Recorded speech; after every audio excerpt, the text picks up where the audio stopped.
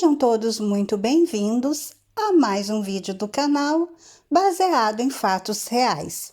Hoje conheceremos a história de um herói, um verdadeiro herói de carne e osso, que salvou a vida de mais de 50 mil pessoas, porém um herói sem capa. Antes de contar essa história desse herói de verdade para vocês, eu peço a vocês que deixem o like nesse vídeo, que me ajuda muito, ajuda a impulsionar o meu canal.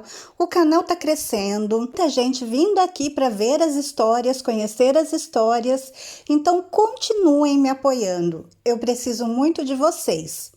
Muita gente se inscrevendo no canal, então olha aí se você está inscrito. Se não estiver, já se inscreve porque é rapidinho. Ativa o sininho de notificação para não perder mais nenhuma história quando eu postar. Vamos agora todos entrar na nossa máquina do tempo e viajar para o ano de 1900.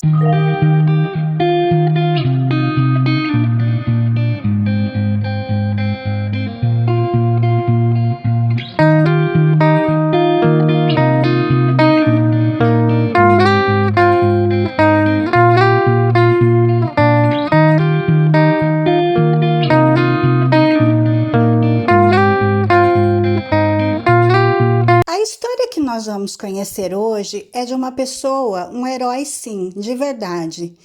É uma história que eu gosto muito da história dele. Eu tenho uma admiração muito grande por ele, principalmente porque ele fez algo que salvou muitas pessoas na faixa dos 50 mil, se for contar com a descendência das pessoas que ele salvou. E ele é muito pouco conhecido. Tem uma outra história similar a dele aí na mídia, muito conhecida. Conforme vocês ouvirem, vocês vão notar a semelhança. E no final eu falo qual história é essa, que é muito conhecida. Porém, ele fez algo muito similar ao que essa pessoa fez e ele não ficou conhecido. O ato heróico dele ficou por muito tempo guardado em segredo. Mas eu admiro demais esse homem. Tudo que ele fez, a história dele, é isso que eu vou contar para vocês, compartilhar com vocês essa história tão linda. Essa é uma daquelas histórias que eu fico muito feliz de fazer, faço todas com muito amor e carinho, sempre com muito respeito, não importa qual seja o conteúdo da história, sempre com muito respeito, muito carinho, mas essa é uma daquelas histórias que me enche o coração, aquece o coração de contar para vocês. É a história do Shiune Sugihara. O Shiune Sugihara, ele é um japonês, né? Então, assim, muitos nomes da história dele são complicadinhos e a Andy não fala japonês. Então, assim, a gente vai tentar aqui pronunciar, mas o importante não são os nomes, né? É a história em si. O Shiune Sugihara, ele nasceu em 1º de janeiro de 1900. E ele faleceu em 31 de julho de 1986. Ele foi um diplomata japonês que durante o segundo conflito mundial, que vocês sabem qual é, algumas palavras não podem muito ser usadas aqui na plataforma, ajudou os judeus radicados na Lituânia a saírem do país. Então, era ocupado pelas tropas nazis. Ele forneceu milhares de vistos de trânsito para que essas pessoas pudessem viajar, né, sair do país, viajar para o Japão e fugir desse regime que vocês sabem qual era, comandado pelo senhor Bigodinho. Muitos dos judeus eram da Polônia ou eram residentes na Lituânia. Shiune concedeu vistos, os quais facilitaram a fuga de mais de 6 mil refugiados para o território japonês.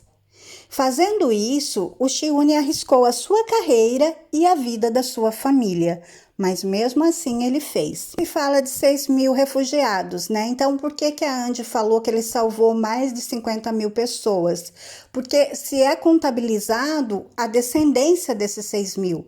Então, esses 6 mil tiveram filhos, netos, bisnetos, talvez até tataranetos já.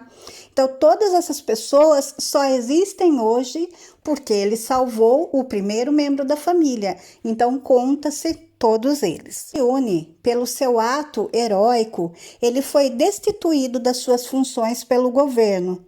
Passou a ganhar a vida como tradutor.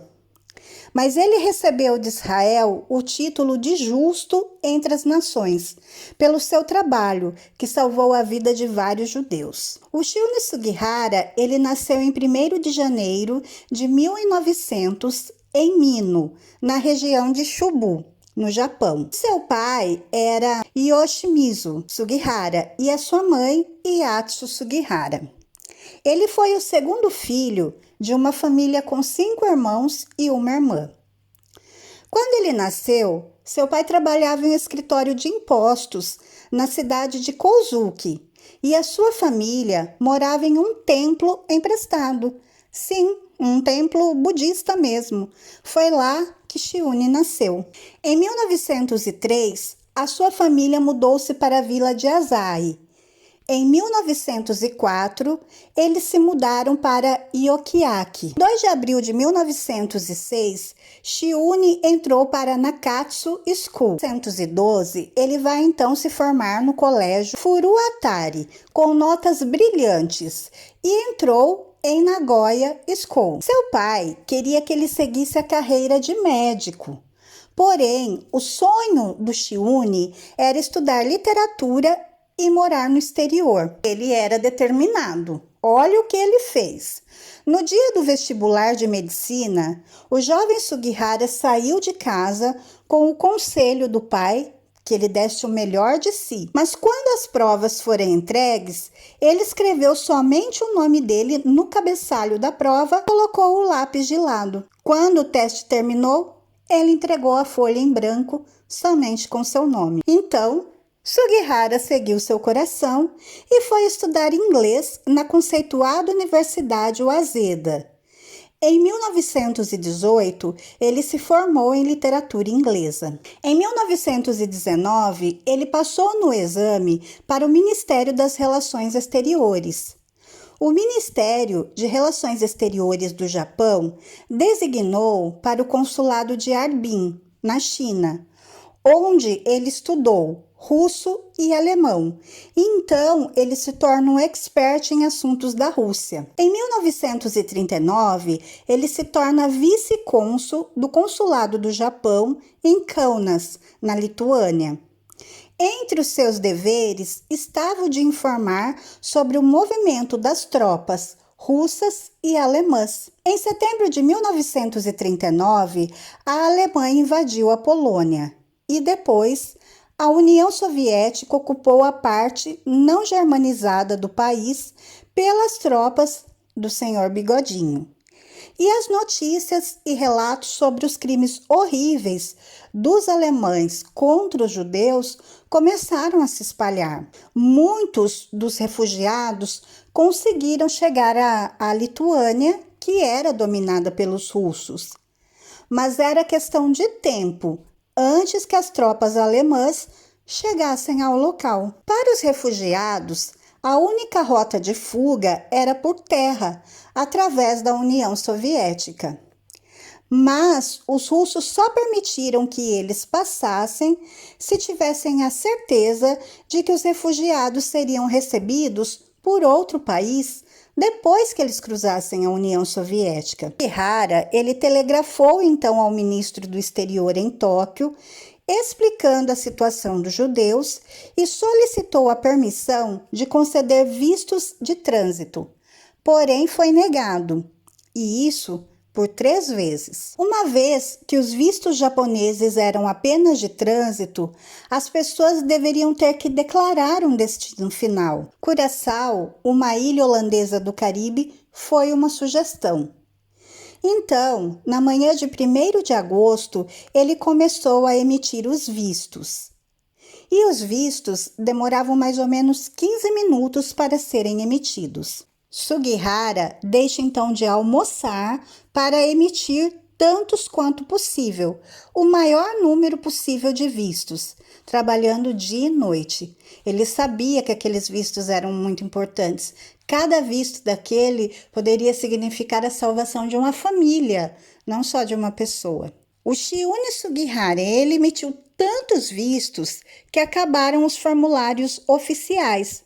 Mas isso não o deteve, não, ele não parou. Ele começou a escrever à mão. À medida que passavam os dias, ele começou a ficar fraco. Ficou com os olhos inchados, porque não dormia. Não comia, mas ele não parava. Ele continuou, sem dormir, sem comer. Ele queria emitir mais vistos e se dedicou a isso. Na terceira semana de agosto, Sugihara recebeu telegramas que o mandavam parar de emitir os vistos, pois um número muito grande de refugiados poloneses estava chegando no Japão, pelos portos de Yokohama e Kobe, e isso provocava uma grande confusão. E o que o Chiune fez? Simplesmente ignorou as ordens, não parou de emitir os vistos. Você acha que o rapaz, o homem, que deixou a prova dele lá, em branco, para não fazer a faculdade que o pai queria e seguir os sonhos, ia parar de emitir o visto e salvar pessoas? É claro que não, ele continuou emitindo visto. No final de agosto, os soviéticos exigiram que o consulado fosse fechado. Tóquio instruiu Sugihara a se mudar para Berlim. Porém, cada vez mais judeus estavam chegando ao local. Assim, ele decidiu ficar mais um dia no hotel para conceder o máximo de vistos que ele conseguisse, que ele pudesse emitir. E uma multidão seguiu ele e a família até o hotel. Ele chegou a emitir mais de 300 vistos num dia, quantidade que normalmente levaria um mês. Na manhã seguinte, um grupo ainda maior de pessoas seguiu Sugihara e sua família até a estação de trem. No trem, ele continuou a escrever freneticamente, porque ele não conseguia dar visto para todos que estavam ali. O desespero dele de salvar aquelas pessoas, de emitir os vistos, era tão grande que o Chiune começou a assinar seu nome em folhas em branco e carimbados, esperando que o resto pudesse ser preenchido. Ainda estava passando os papéis quando o trem partiu com destino a Berlim. Então o trem foi saindo e ele pela janela jogando e emitindo os vistos, assinando, carimbando e jogando para as pessoas os vistos em branco. Herói, ai, me emociona muito isso que ele fez, a vontade dele de salvar as pessoas. Que homem, que caráter, que dignidade, que amor no coração. Ah, se o mundo tivesse mais Chiunes! A desobediência dele valeu a Chiune uma brusca interrupção de sua brilhante carreira diplomática. Dispensado pelo governo, ele teve que contentar-se com um trabalho de tradutor. Mesmo assim, jamais alardeou seu heroísmo. Jamais. Esse homem, ele guardou tudo o que ele fez para ele. Ninguém sabia.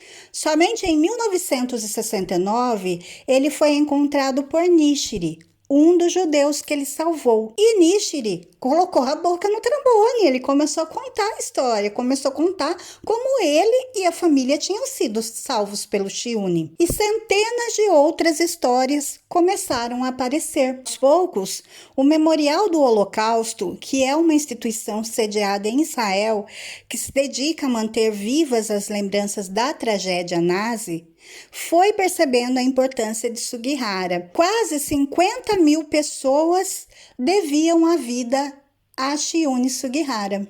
Só que apenas em 1985, 45 anos depois do seu ato heróico, foi que o ex-cônsul Chiune Sugihara foi considerado justo entre as nações, a mais alta honraria concedida pelo memorial, e uma árvore foi plantada em sua homenagem. Porém, o Chiune já tinha 85 anos. Ele estava muito doente e não conseguiu receber o prêmio pessoalmente, infelizmente, né? Demorou muito tempo para eles prestarem uma homenagem para esse homem. Ele estava vivo, mas não conseguiu receber aquela homenagem e ver o quanto ele tinha sido importante. No ano seguinte, então, a ele ter recebido aquela honraria, infelizmente, Chiune morre. Em sua lápide está gravado seu primeiro nome, Chiune. Coincidência ou não, essa palavra em japonês quer dizer 1000 novas vidas. Que não foram 1000. Foram por volta dos 50.000 e hoje acredito que mais, porque esses 50.000 continuam tendo filhos, se casando, tendo netos. Então, todas essas pessoas estão aí hoje, que eu acredito que já sejam muito mais de 50.000, por causa do Chiune. Ele arriscou o seu trabalho, a sua carreira, era o sonho dele trabalhar no exterior. Ele desobedeceu ao pai, ele deixou a folha em branco para não ir para a faculdade de medicina e foi para a faculdade que ele sonhava, para trabalhar com aquilo que ele sonhava. Mas entre o sonho dele e a vida de um ser humano, que acabou se multiplicando e virando mais de 50.000, ele preferiu deixar o sonho dele do lado para salvar esses seres humanos. E salvou. E perdeu. O Chiune nunca mais pôde trabalhar com o que ele queria, passou o resto da vida numa vida muito modesta, trabalhando como tradutor, sem ser reconhecido. Então é por isso que eu trago essa história aqui hoje. No que depender de mim, eu sempre vou contar a história do Chiune Sugihara. E se não for pedir muito a vocês, compartilhem esse vídeo, passem essa história para frente, porque as pessoas têm que conhecer esse herói. Por que eu tô falando isso? Porque nós temos o Schindler, do filme A Lista de Schindler, que também é um herói que salvou milhões e virou um filme. E é muito conhecido. Então eu acho que o Chiune, ele merecia também esse mesmo reconhecimento. O like, que eu também fico muito feliz. Se inscreva no canal, se ainda não é inscrito, e voltem aqui para as próximas histórias. Fiquem todos na paz, um super beijo, até a próxima e gratidão!